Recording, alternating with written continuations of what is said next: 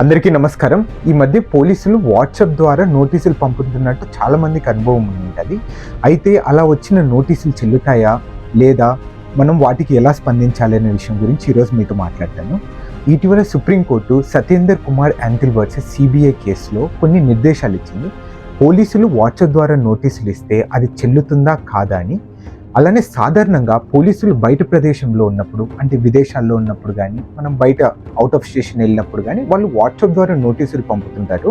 కానీ సుప్రీంకోర్టు తాజా తీర్పు ప్రకారం ఇలా పంపిన నోటీసులు చట్టబద్ధంగా చెల్లవు అని చెప్పింది. సుప్రీంకోర్టు ఏం చెప్పిందంటే సిఆర్పిసి సెక్షన్ 41A ఐపీసీ ప్రకారం కానీ, లేకపోతే కొత్తగా వచ్చిన చట్టం BNSS 35 ప్రకారం కానీ పోలీసులు వాట్సాప్ ద్వారా లేదా ఇతర ఎలక్ట్రానిక్ మీడియా ద్వారా నోటీసులు పంపడం చెల్లదు, అలానే పంపించకూడదు అని చెప్పింది.